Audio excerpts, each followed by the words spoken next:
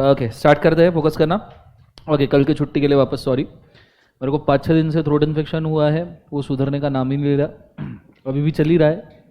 तो जिस दिन अच्छा लग रहा है उस दिन पढ़ा रहा हूँ जिस दिन वाइट लग रही है उस दिन छुट्टी देनी पड़ रही है, ठीक है। चलिए स्टार्ट करते हैं, फोकस करना अच्छे तरीके से। कल मैंने लेक्चर शेयर किया था, देखा सबने IRF? और ये बोलो हाँ है ना, रिवाइज हुआ अच्छे से? बोलो ऐसा ना, देखा है नहीं देखा? इतने टेंशन में क्यों दिख रहे हो जीवन में?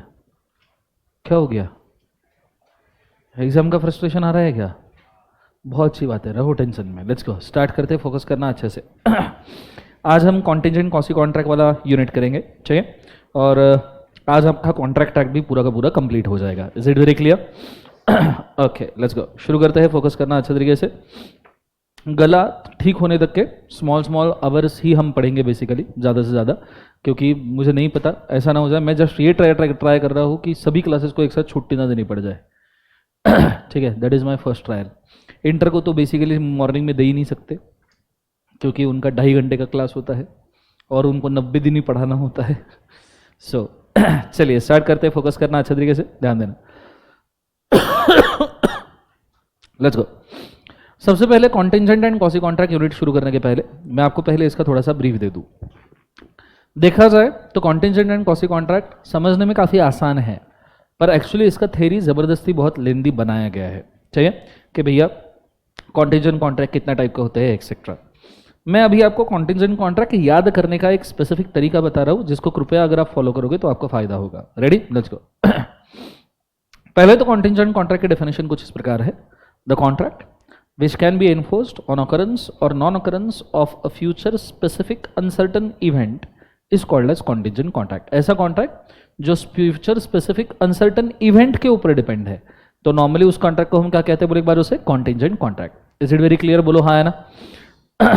होल्ड।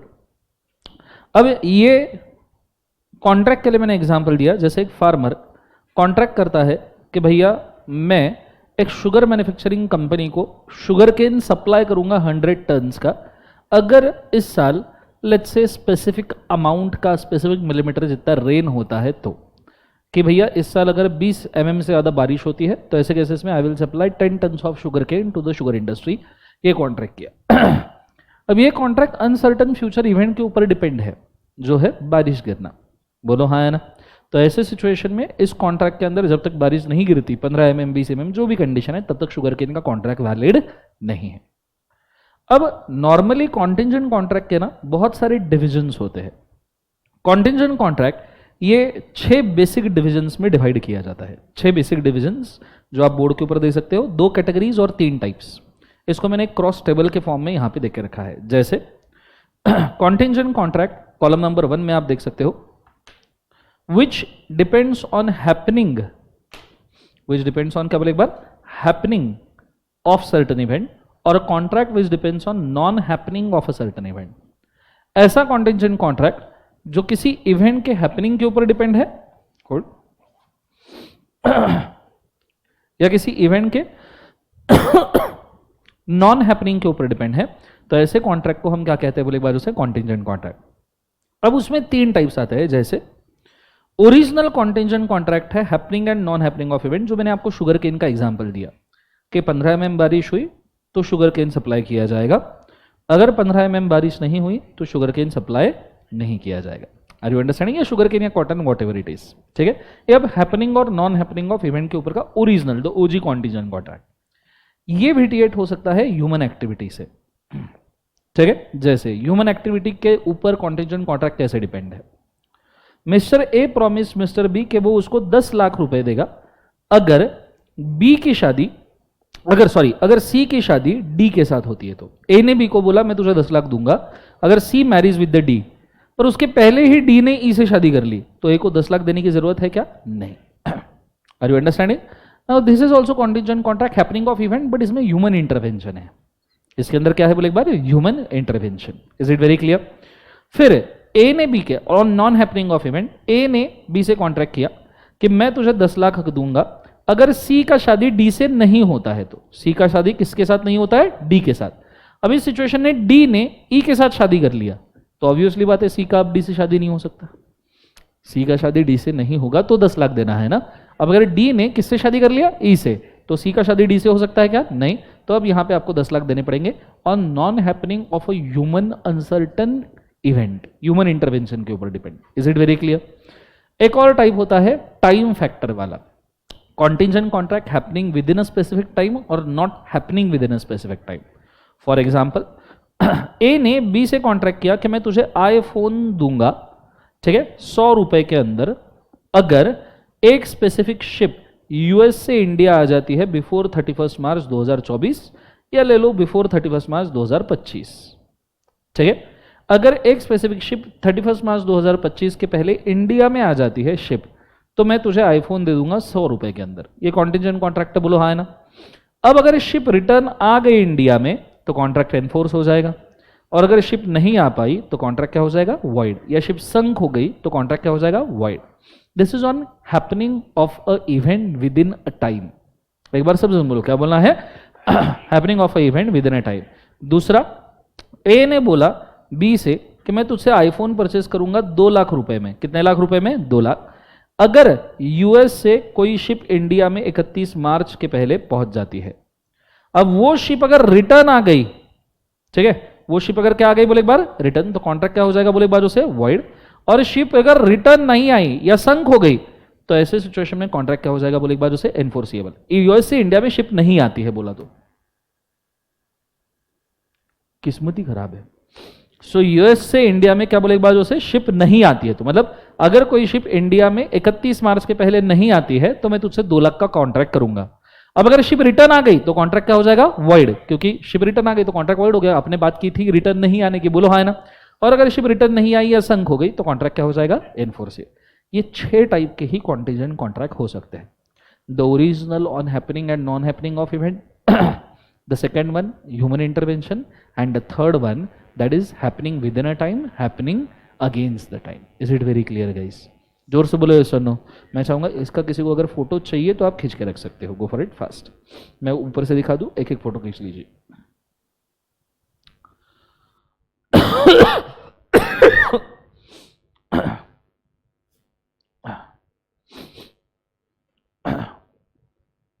ये खींच लिया सबने?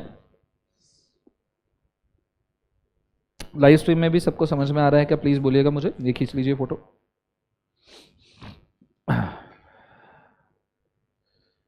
लाइट चली गई, हाँ सर आप एकदम औसम लग रहे हो, यहाँ वाट लगी हुई है जीवन में, औसम लगा।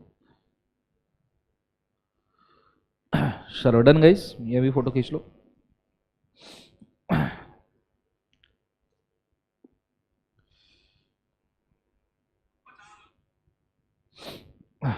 मैं एक बार चैट कमेंट्स खोल के रख दूं।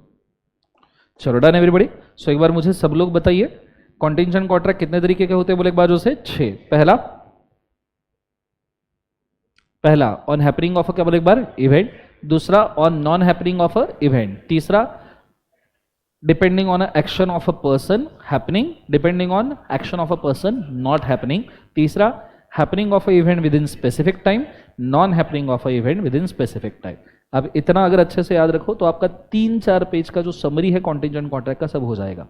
देखो अब यहाँ पे अगर आप इस केस में देखोगे तो कॉन्टिंजेंट कॉन्ट्रैक्ट के टाइप देख लो। Essentials of contingent contract depends upon happening or non-happening of the event। दिख रहा है सबको? The event referred to as a collateral event, ये तो वो essentials बोल रहे हैं, ठीक है। आ जाइए rules. Enforcement of a contract on happening of event, enforcement of a contract on non-happening of event, contract cease to be enforceable contingent upon an event of living person मतलब human intervention, फिर contingent contract specified event in fixed time, contingent contract non happening of event in fix time. अब उन्होंने human intervention में 2 part किए ही नहीं, and contingent contract on impossible event. Impossible event तो void ही होता है क्योंकि इवेंट होने ही नहीं वाला, तो कॉन्ट्रैक्ट किस बात का। Is it very clear? और उन्होंने ह्यूमन इंटरवेंशन में सेकंड पार्ट लिखा ही नहीं, not happening of event on human intervention. तो उन्होंने दिए 6 है, पर 6 में एक इम्पॉसिबल है और एक ह्यूमन इंटरवेंशन का दिया ही नहीं है। Is it very clear? बोलो हाँ या ना। ओके, नीचे कुछ इसेंशियल्स लिख लो, इसेंशियल्स ऑफ कॉन्टिंजेंट कॉन्ट्रैक्ट जो आपके काम में आएंगे। Essentials of contingent contract देखिएगा।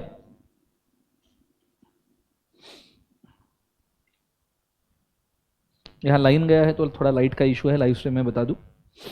चलो लिखिएगा। एसेंशियल्स में पहला,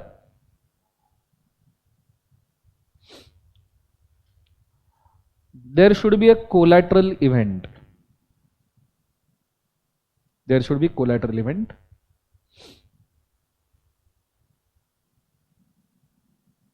there should be collateral event. नीचे ब्रैकेट में केस लिखना, Pollock versus Mulla, Pollock versus Mulla, Pollock versus Mulla, ठीक है। मतलब इवेंट आपसे कुछ रिलेटेड होनी चाहिए, ठीक है। ऐसा नहीं कि इवेंट का और कॉन्ट्रैक्ट का कोई लेन देन नहीं है। जैसे एग्रीकल्चरल प्रोड्यूस शुगर केन देना, ये बारिश से रिलेटेड है। ऐसा नहीं कि इंडिया मैच जीत गई तो मैं तुमको 10 टन शुगर केन दे दूंगा, तो इवेंट का कोई रिलेशन ही नहीं है। तो देखो, वेजनिंग एग्रीमेंट एंड कॉन्टिंजेंट कॉन्ट्रैक्ट में यही फर्क होता है। वेजनिंग एग्रीमेंट में आपका इवेंट से कोई लेना देना ही नहीं होता, कॉन्टिंजेंट कॉन्ट्रैक्ट में आपका इवेंट से लेना देना होता है। दूसरा डिफरेंस, वेजनिंग एग्रीमेंट सिर्फ पैसे का होता है कि पैसा दूंगा या पैसा लूंगा। Contingent contract supply of goods और सर्विसेज का होता है, या पैसे का भी हो सकता है पर सप्लाई ऑफ गुड्स और सर्विस भी होता है। तो ये main difference वेजनिंग agreement contingent contract का याद रखना, वरना दोनों भी डिपेंडिंग ऑन हैपनिंग और नॉन हैपनिंग ऑफ इवेंट के ऊपर ही डिपेंड है। तो वेजनिंग में रिलेशन नहीं होता है, कॉन्टिंजेंट में रिलेशन होता है। वेजनिंग में सिर्फ पैसा होता है, कॉन्टिंजेंट में सब कुछ हो सकता है। Is it very clear guys? जोर से बोलो यस और no. Next point, point number 2,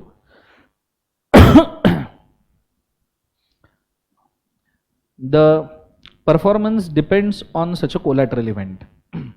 The performance depends on such a collateral event.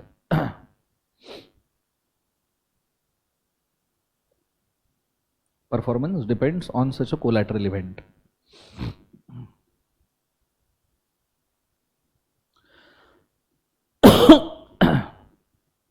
Next point, मुझे तो कॉन्टिंजेंट कॉन्ट्रैक्ट एट विल होता है या इवेंट के ऊपर डिपेंड होता है, मन के ऊपर डिपेंड होता है या इवेंट के ऊपर।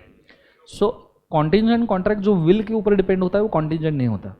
जैसे let's I agree to sell you 100 tons of sugar cane if I find it good, it's not a contingent contract. Is it very clear? So आगे लिखना, the contingent contract should not be a mere willingness,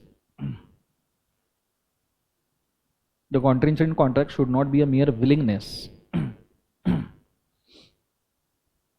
of a party.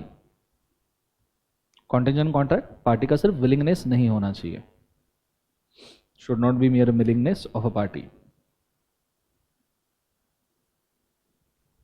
next point, the event must be uncertain event.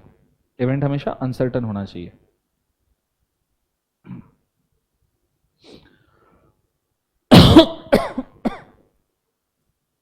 Event must be uncertain event. देख लिया सबने? अब एक बहुत important difference मैं यहाँ पे कवर कर रहा हूँ। देखो, टाइप्स ऑफ कॉन्टिंजेंट कॉन्ट्रैक्ट हो गया हमारा 6 टाइप, और अभी इसेंशियल्स भी हो गया। Is it very clear? अब हम देख रहे हैं कॉन्टिंजेंट कॉन्ट्रैक्ट वेजनिंग एग्रीमेंट का क्या बोले एक बार से डिफरेंस, बहुत इंपॉर्टेंट डिफरेंस है, एग्जाम में पूछा जा सकता है। मैं की वर्ड्स मार्क कर रहा हूँ, आई गेस मैंने आपको ये लिखवा के भी दिया है, बोलो हाँ है ना? आ जाइए। Meaning, contingent contract to do और not to do something which depend on collateral event. Wagering agreement is to give money or money's worth depending on happening of the event. Is it very clear? बच्चों बोलो हाँ है ना? नीचे reciprocal promise. Contingent contract may not contain reciprocal promise. Contingent contract में promise हो भी सकता है, नहीं भी हो सकता। Is it very clear? Wagering agreement में reciprocal promise होना ही चाहिए कि आप पैसा एक तो दोगे नहीं तो लोगे। Uncertain event. If a contingent contract, the event is collateral. Event कैसी है बोले एक बार? Collateral. वेजरिंग एग्रीमेंट में अनसर्टन इवेंट है जो कोर फैक्टर है, पर वो कोलैटरल होने की जरूरत नहीं है, रिलेटेड होने की जरूरत नहीं है, ठीक है। There is only difference is relation होना चाहिए कॉन्टिंजेंट कॉन्ट्रैक्ट में, वेजरिंग में नहीं रहा तो भी चलता। Nature of contract is not being a wager in a nature, but wagering agreement ये कॉन्टिंजेंट इन नेचर होता है। सी, कॉन्टिंजेंट कॉन्ट्रैक्ट वेजरिंग होना जरूरी नहीं है। फॉर एग्जाम्पल, मनी और मनी वर्थ का कंसिडरेशन हो भी सकता है, नहीं भी हो सकता, पर वेजरिंग एग्रीमेंट हमेशा कॉन्टिंजेंट होता है। क्यों हमेशा कॉन्टिंजेंट होता है? Because it is happening on certain event. So आप ऐसा समझ सकते हो कि कॉन्टिंजेंट कॉन्ट्रैक्ट के 2 पार्ट्स, एक वेजरिंग एग्रीमेंट और दूसरा other contingent contract. Is it very clear guys? नीचे interest in contracting, contracting parties have the interest in a subject matter. जो कॉन्ट्रैक्टिंग पार्टी है उनका सब्जेक्ट मैटर में क्या है बोले एक बार उसे इंटरेस्ट, उनको सब्जेक्ट मैटर से कोई ना कोई रिलेशन है, हे माँ शक्ति, उनको सब्जेक्ट मैटर से कोई ना कोई इंटरेस्ट है। बट विजनिंग एग्रीमेंट में पार्टीज का सब्जेक्ट मैटर में कोई भी इंटरेस्ट नहीं है। Is it very clear? नीचे doctrine of mutuality of gain loss, ऐसा नहीं है कॉन्टिंजेंट कॉन्ट्रैक्ट में किसी का लॉस या गेन होना चाहिए, मतलब ऐसा नहीं है कि किसी का गेन हुआ तो दूसरे का लॉस होना कंपलसरी है, बट वेजरिंग एग्रीमेंट के अंदर एक का लॉस और एक का गेन कंपलसरी है। वेजरिंग एग्रीमेंट में एक का लॉस और एक का गेन क्या है बोले एक बार compulsory. So losing and gaining is a no matter of choice, ठीक है। Effect of contract, contingent contract is क्या बोले एक बार valid, wagering agreements are normally void except for lottery skills वगैरह वाले जो उस दिन हमने देखे थे। Is it very clear? So यहाँ कॉन्टिंजेंट सो यहाँ contingent contract and wagering agreement दोनों होता है क्या बोले एक बार खत्म। अब हम जा रहे हैं कॉसी कॉन्ट्रैक्ट के ऊपर, काय के ऊपर बोले एक बार कॉसी। मुझे बताइए व्हाट इज कॉसी कॉन्ट्रैक्ट? मुझे एक सेकंड दीजिए, पानी लेके आता हूँ।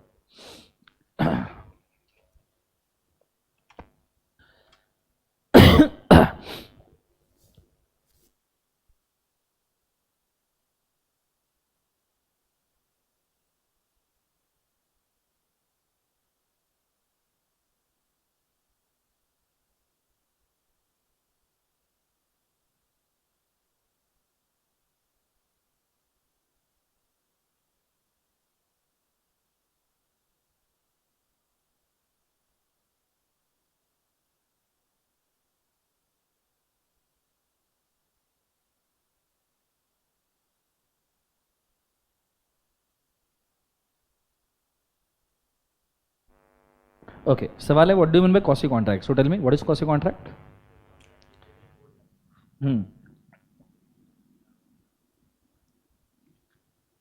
पहली बात तो quasi contract are legal obligation नहीं होते हैं, क्योंकि ये पहले कॉन्ट्रैक्ट ही नहीं होते हैं, बट सिचुएशंस इन कॉन्ट्रैक्ट को बना देता है। सी, नॉर्मली आप पहले कॉन्ट्रैक्ट करते हो और कॉन्ट्रैक्ट से सिचुएशन लीड होती है, बोलो हाँ है ना। बट कॉसी कॉन्ट्रैक्ट में पहले सिचुएशन होती है फिर कॉन्ट्रैक्ट होता है।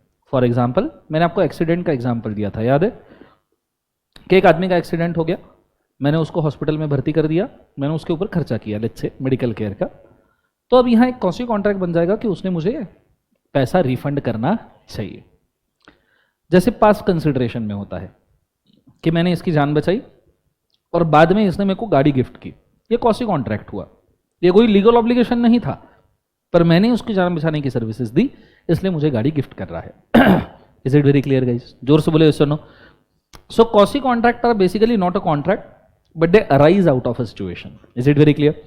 इसका मीनिंग लिखना ना एग्जाम में बहुत तकलीफदायक चीज हो सकती है, अगर आपको पूछा तो कि भैया कॉसी कॉन्ट्रैक्ट क्या है, तो तुम लिख नहीं पाओगे, इसलिए मैं कुछ पॉइंट्स बोल रहा हूं, लिख लीजिए please.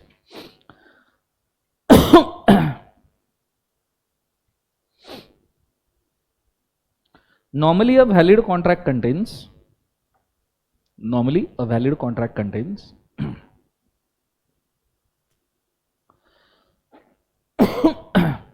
the element of offer and acceptance. Normally valid contract contains the elements of offer and acceptance. क्रम है का? Normally valid contract contains elements of offer and acceptance.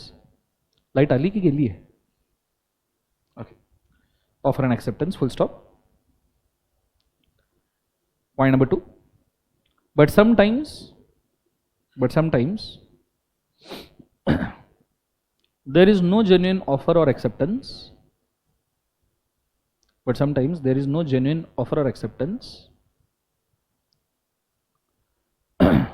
Offer or acceptance, but contract arises out of circumstances.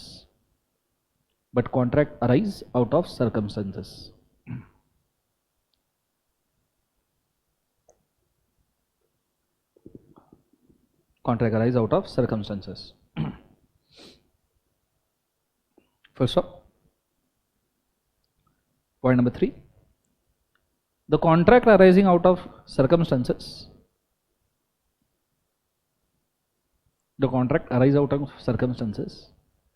giving rise to legal relation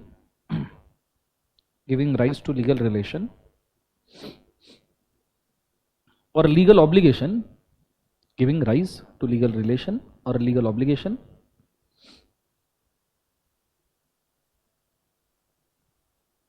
Legal relation or legal obligation is a quasi contract.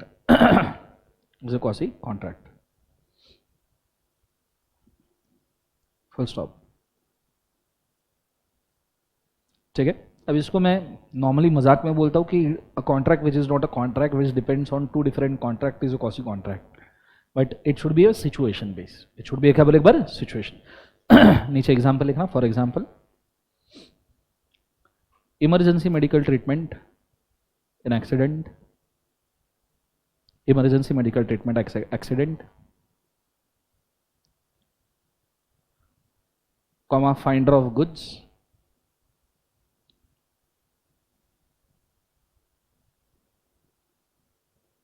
comma finder of goods, comma past consideration, comma past consideration, etc.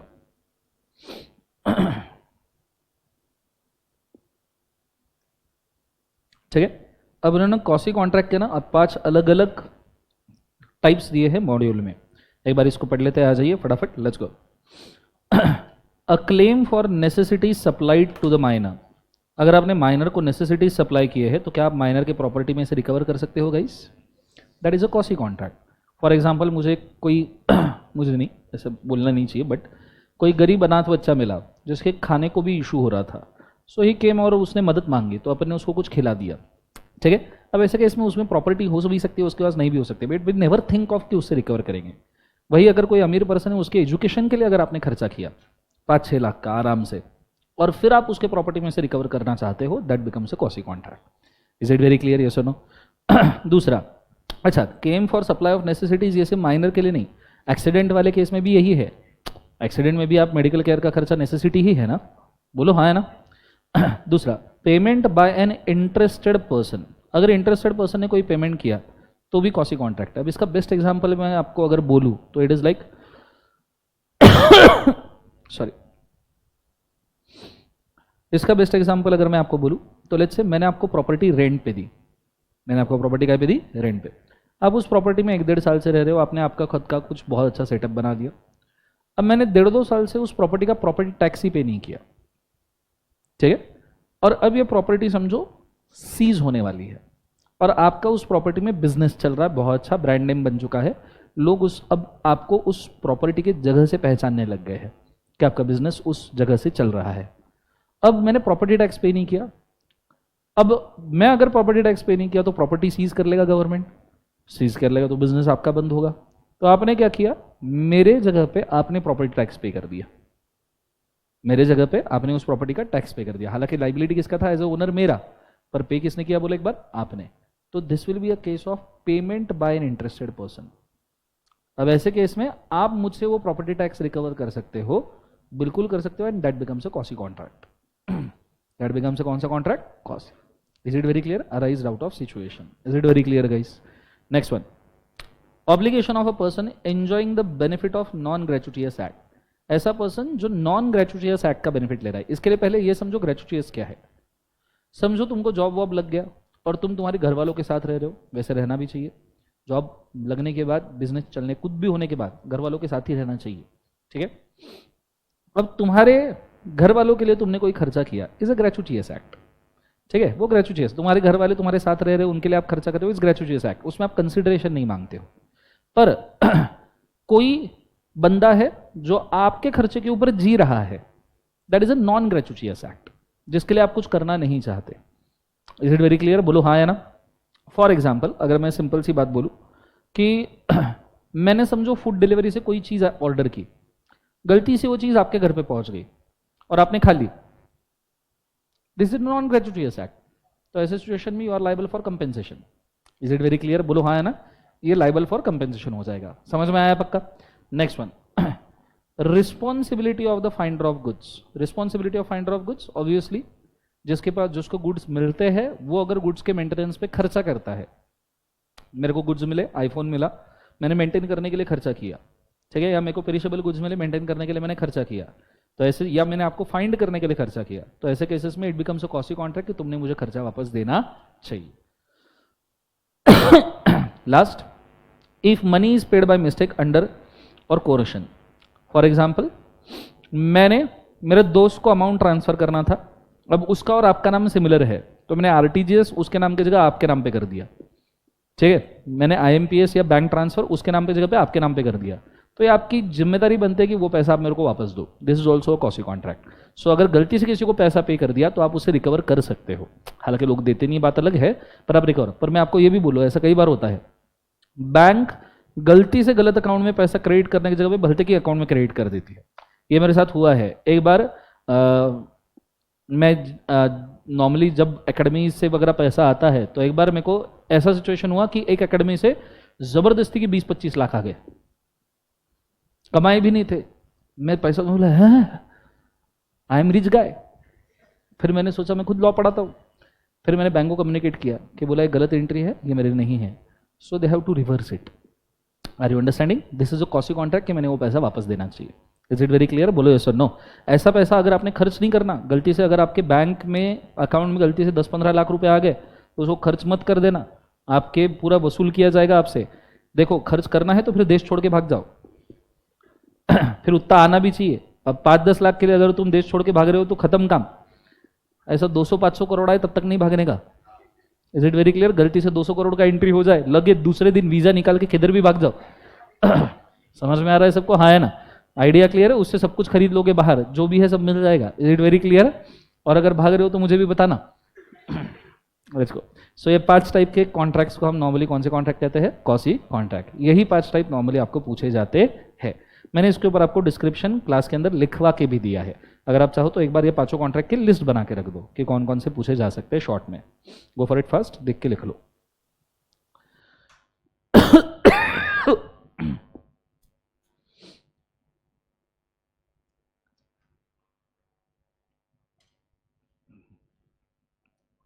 गला ऐसा खराब हो चुका है कि खांसने के लिए भी मना कर रहा है।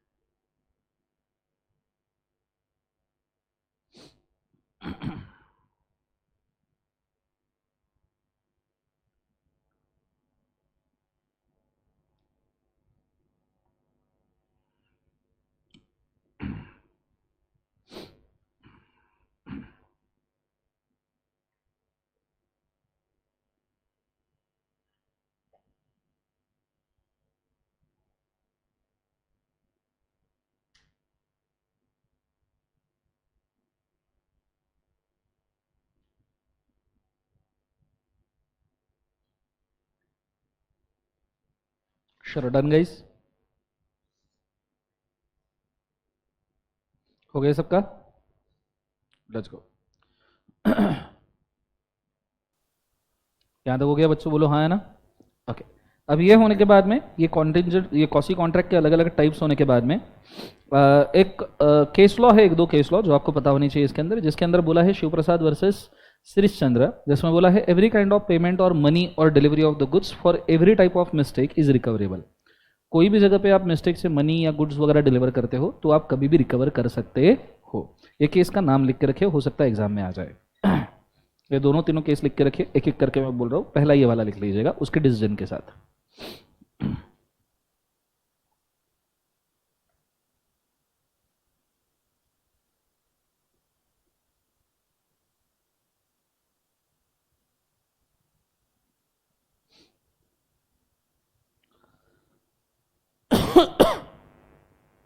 पहला वाला लिख लिया, शिव प्रसाद वर्सेस शिरीष चंद्रा लिखा सबने, बोलो हाँ है ना। उसका डिसीजन लिखा, डिसीजन लिख लीजिए, अ मनी पेड बाय मनी और द गुड्स पेड और delivered by mistake, a money और गुड्स पेड और डिलीवर्ड बाय मिस्टेक, पेड और delivered by mistake is recoverable, is recoverable. आप इसको रिकवर कर सकते हो। दूसरा केस लिखिएगा, सेठ कंजलेक versus national bank of India, Seth कंजलेक versus national bank of India.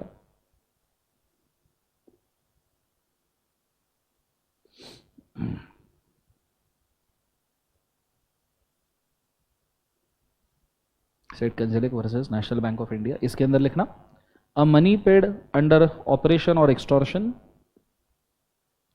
A money paid under operation और extortion is also recoverable,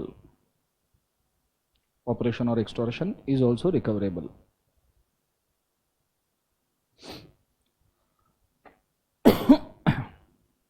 is also recoverable।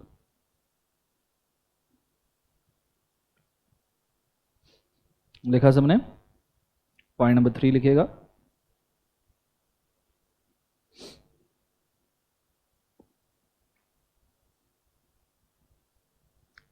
in the case of Trikam Das versus Bombay Municipal Corporation, in the case of Trikam Das versus Bombay Municipal Corporation,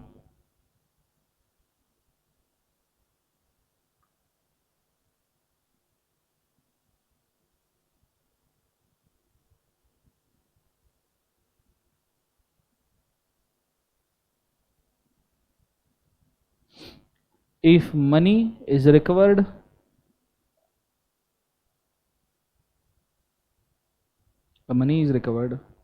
as a penalty, money recovered as a penalty by force or extortion, by force or extortion is refundable, is refundable। मतलब किसी ने अगर penalty भी आपसे force या extortion से recover किया है तो भी वो रिफंडेबल हो जाएगा। Is it very clear guys, बोलो हाँ है ना। चलो लास्ट चीज, कॉन्टिंजेंट कॉसी कॉन्ट्रैक्ट का डिफरेंस है। पहला, the essentials for valid formation of the valid contract are absent, मतलब इस केस में कॉन्टिंजेंट कॉन्ट्रैक्ट की होल्ड कॉसी कॉन्ट्रैक्ट की अगर बात करें तो कॉन्ट्रैक्ट के जो बेसिक इसेंशियल्स है, ऑफर एक्सेप्टेंस, वो यहाँ नहीं होते, पर कॉन्टिंजेंट कॉन्ट्रैक्ट में वैलिड कॉन्ट्रैक्ट फॉर्म होता है। Contingent quasi contract is impose by law, situation impose करती है आपके ऊपर quasi contract, is it yes और नो। पर कॉन्टिंजेंट कॉन्ट्रैक्ट ये पार्टीज के कंसेंट से होता है, बोलो हाँ है ना। ये दो ही डिफरेंस उन्होंने कॉसी और कॉन्टिंजेंट कॉन्ट्रैक्ट में दिए जो आपको याद रखने हैं, ठीक है। इसके बाद में आपका ये यूनिट भी खत्म होता है, दैट इज कॉन्टिंजेंट एंड कौन सा कॉन्ट्रैक्ट बोले एक बार जो से quasi contract. Is it very clear guys, जोर से बोलो यस और नो, ये चीज़ को आप याद रखिएगा, ठीक है। अब ये होने के बाद में नेक्स्ट इसके ऊपर जाते हैं, नेक्स्ट वाला आता है अपना sale of goods act, is it yes और नो। अब जितना मेरे से पढ़ाना होगा विल गो अराउंड इट, ठीक है, लेट्स गो। सबसे पहले मैं आपको मेंशन करना चाहूँगा, गुड्स की डेफिनेशन पढ़ी है सबने, क्या होती है बोलो।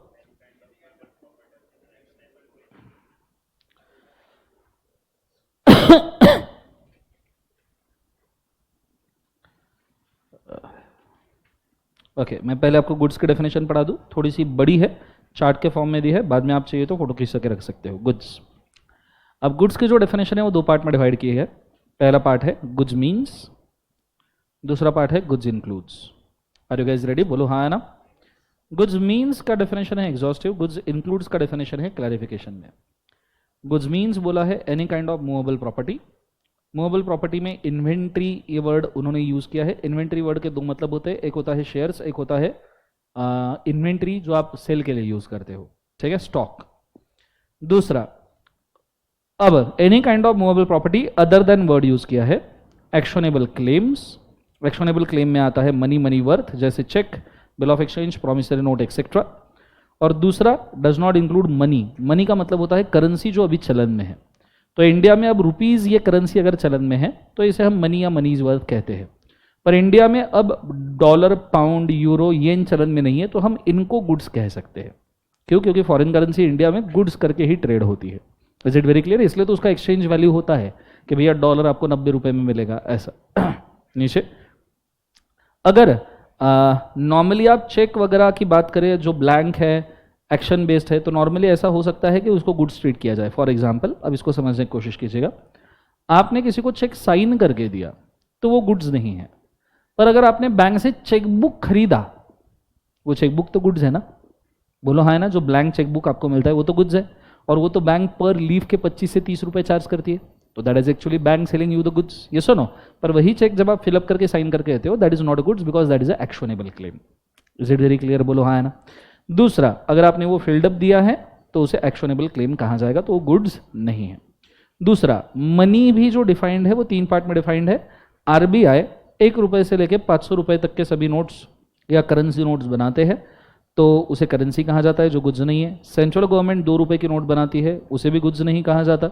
ठीक है। एंटिक कलेक्शंस अगर कोई है पर कोमोमोरेटिव कॉइन्स है, जैसे रुपीज को मैंने बोला कि rupees is not a goods because वो चलन में है, पर अगर समझो 1 रुपए का कोई कॉइन है या 1 पैसे का कोई कॉइन है जो बहुत पुराना है, 1983 का, इफ यू डोंट नो, अगर आपके पास प्रॉपर 1 रुपए का 1980s वाला कॉइन है, डब्बू पैसा जिसको कहते थे, या 1 रुपए का कॉइन, वो एंटिक कलेक्शंस में बेचा जाता है। तो अगर कोई इंडियन करेंसी है जो बहुत पुरानी है, जो अभी चलन में नहीं है और जिसको एज ए एंटिक कलेक्शन बेचा जा रहा है, हम उसको गुड्स मानते हैं, उसको गुड्स माना जाएगा। Is it very clear? Yes और नो?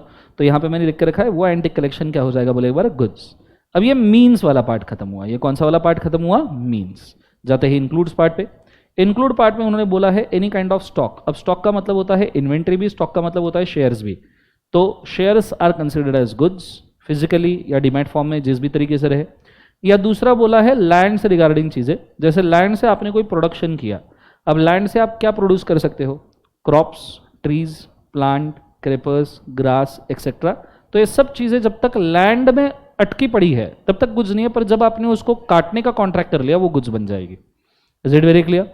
या things forming part of land. Things forming part of land क्या है? जैसे rocks, metals, ores, minerals, oil, उसके बाद में सॉइल, सैंड, जेमस्टोन, मार्बल्स। ये जब तक लैंड का पार्ट है तब तक गुड्स नहीं है, पर जब आपने उसको तोड़ दिया लैंड से, वो गुड्स बन जाएगा। जैसे आपने मार्बल माइन से एक्सट्रैक्ट कर लिया मेटल माइन से मेटल एक्सट्रैक्ट कर लिया, आपने मुरुम जो होता है, जो कंस्ट्रक्शन में यूज होता है, वो एक्सट्रैक्ट कर लिया, आपने रेती या गिट्टी एक्सट्रैक्ट कर ली। तो ये जब आप लैंड से डिटैच कर लोगे, at that time we will consider this as a goods. Is it very clear guys? जोर से बोलो यस और नो। उसके अंदर भी मैं मेंशन करना चाहूंगा, अगर वो अभी भी अटैच्ड है तो ऐसे सिचुएशन में आपने कोई एग्रीमेंट नहीं किया है तो गुड्स नहीं है। पर अगर आपने एग्रीमेंट किया है इसको सर्व करके सेल करने का, जैसे I have sugar cane farm और मैंने शुगर इंडस्ट्री से कॉन्ट्रैक्ट किया कि भाई ये 10 टन शुगर केन मैं आपको काट के बेच दूंगा, तो जब मैंने काट के एग्रीमेंट किया बेचने का, तब वो गुड्स बन जाएंगे। Is it very clear? Agreed to be served is also goods. ठीक है। नेक्स्ट वन, अगर ऑलरेडी सीवर्ड है, मतलब ऑलरेडी आपने काटे हुए हैं आपके जमीन से, तो वो तो गुड्स है ही। Is it very clear? तो ऐसा एक बहुत इनलार्ज्ड व्यू गुड्स के डेफिनेशन का आपका यहाँ पे बन सकता है। Is it very clear? बोलो हाँ है ना? तो मैं चाहूंगा इसका कृपया फोटो खींच लीजिए। Go for it fast.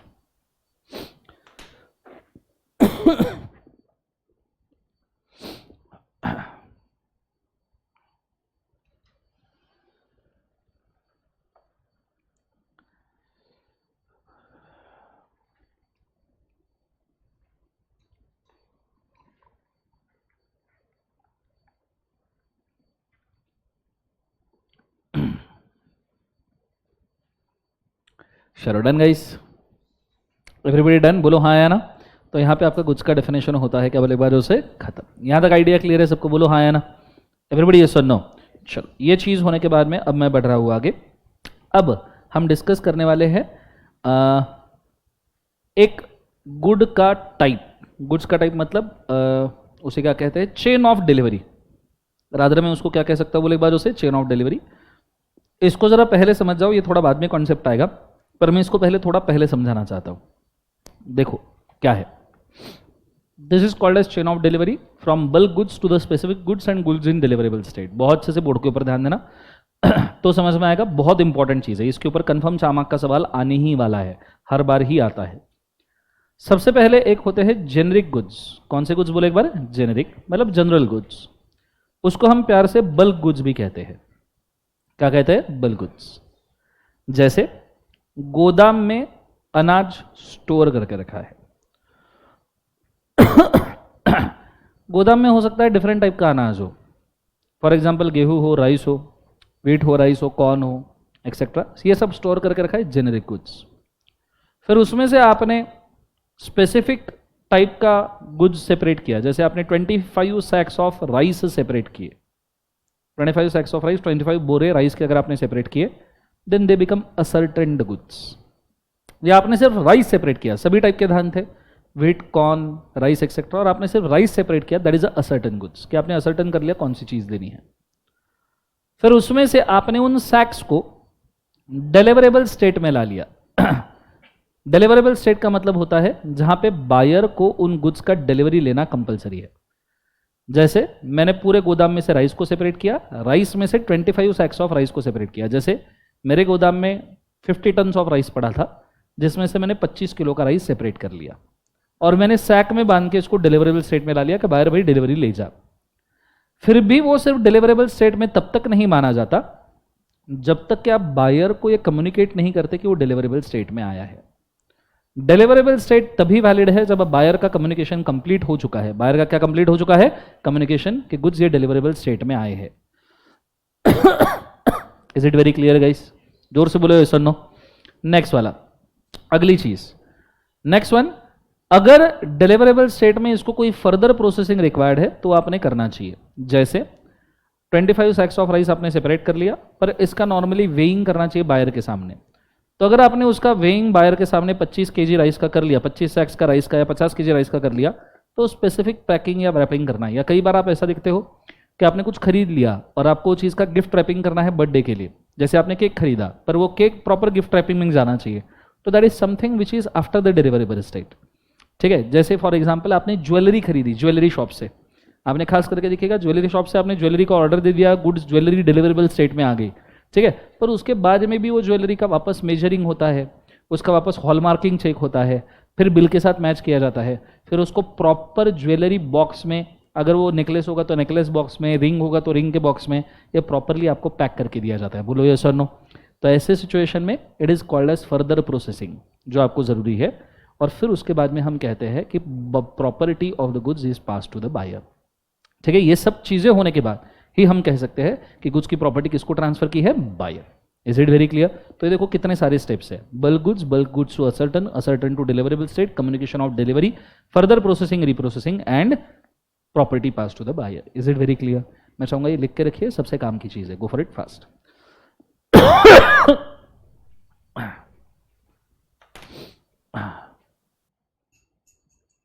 फटाफट लिख लीजिए जिसको चाहिए।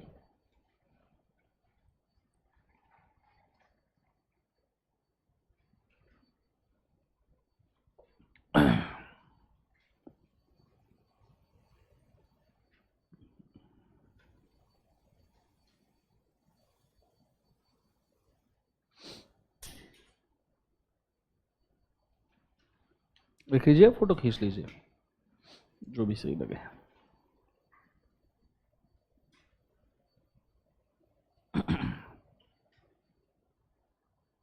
ड्रैग करो, बोलो हाँ है ना।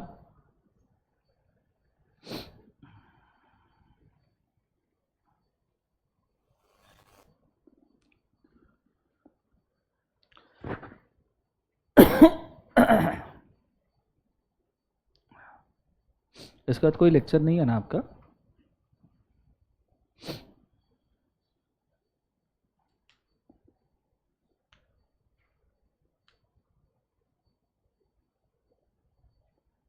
Everybody done? बोलो हाँ है ना। आगे बढ़ते हैं। अब ये हो गया गुड्स इन डिलीवरेबल स्टेट वाला एक्सप्लेनेशन। अब मैं बढ़ रहा हूँ आगे। बोर्ड के ऊपर ध्यान दीजिएगा। नाउ मुझे आपको एक्चुअल टाइप्स ऑफ डिलीवरी बताने हैं। मुझे बताओ टाइप्स ऑफ डिलीवरी कितने पार्ट में डिवाइड होता है? 3। पहला डिलीवरी कौन सा है? एक्चुअल। एक्चुअल मतलब नॉर्मली आपने सीधा गुड्स हाथ में दे दिए। Is it? बोलो हाँ है ना। एक्चुअल डिलीवरी सब लोग पढ़ेंगे साथ साथ में। 1 2 3 बोलो क्या है? सब जन पढ़ेंगे। 1 2 3 बोलो क्या है? When the actual goods are delivered to the buyer by seller is called actual delivery of goods. दूसरा होता है symbolic delivery. What do you mean by symbolic delivery? Symbol, एक तो आप सिंबल दे दो या कोई उससे रिगार्डिंग डॉक्यूमेंट दे दो। फॉर एग्जाम्पल, कार खरीदी, कार की चाबी दे दी, इज डिलीवरी ऑफ गुड्स। ऐसा तो है नहीं कि कार क्रेन से उठा के तुम्हारे ऊपर रख देंगे। बोलो हाँ है ना। So that is delivery of goods, symbolic. या फिर अगर उस गुड्स से रिगार्डिंग कोई डॉक्यूमेंट है, document of title, railway receipt, lorry receipt, shipping bill, airway bill, ये भी डिलीवर करना डिलीवरी ऑफ गुड्स है। जैसे आप जा रहे हो दिल्ली, मुझे आपको दिल्ली में कुछ गुड्स डिलीवर करने हैं, आपने बोला डिलीवरी दिल्ली में ही चाहिए। आप खरीदने पुणे आए थे, जा रहे हो दिल्ली, गुड्स खरीदे, मैंने रेलवे में लगा दिया, मेरे पास वो गुड्स का रेलवे रिसीट आ गया कि मैंने रेलवे में डिपॉजिट किए।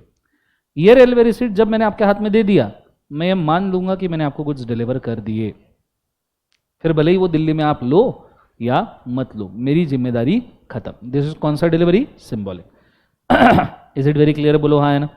सबसे आखिरी डिलीवरी होता है कंस्ट्रक्टिव डिलीवरी। कंस्ट्रक्टिव डिलीवरी बहुत सिंपल एग्जांपल है, जब गुड्स आपके पोजीशन में नहीं आते पर आपके पावर में आ जाते हैं। ऐसा समझो, गुड्स आपके पोजीशन में आए क्या? नहीं, काय में आ गए? आपके पावर में। दैट वी कॉल एज कौन सा डिलीवरी? कंस्ट्रक्टिव।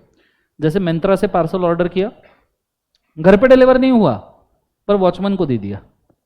आपका घर बंद था तो आपने घर पे नहीं लिया, उसने आपके वॉचमैन को दे दिया, बिल्डिंग के वॉचमैन को। अब क्या ये गुड्स आपके पोजीशन में आए? नहीं, पर क्या ये आपके पावर में आए? हाँ। तो इसे कौन सी डिलीवरी कहेंगे? कंस्ट्रक्टिव। जैसे एक और,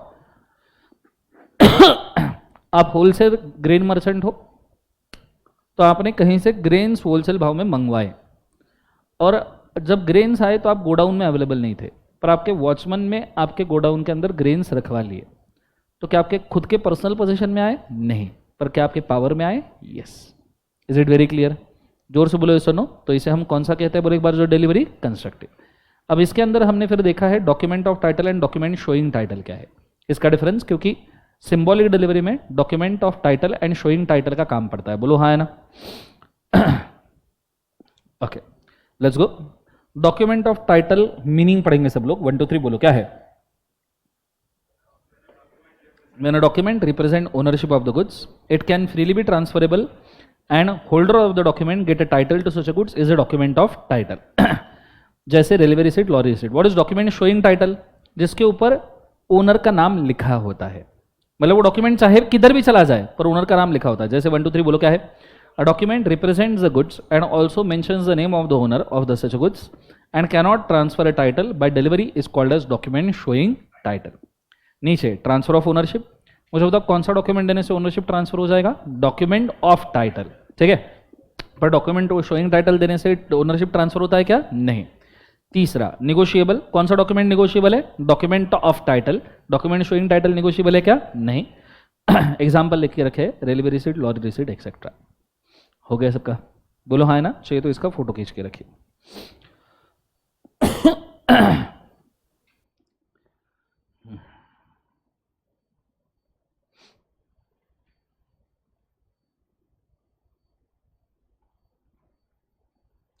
डन एवरीबॉडी?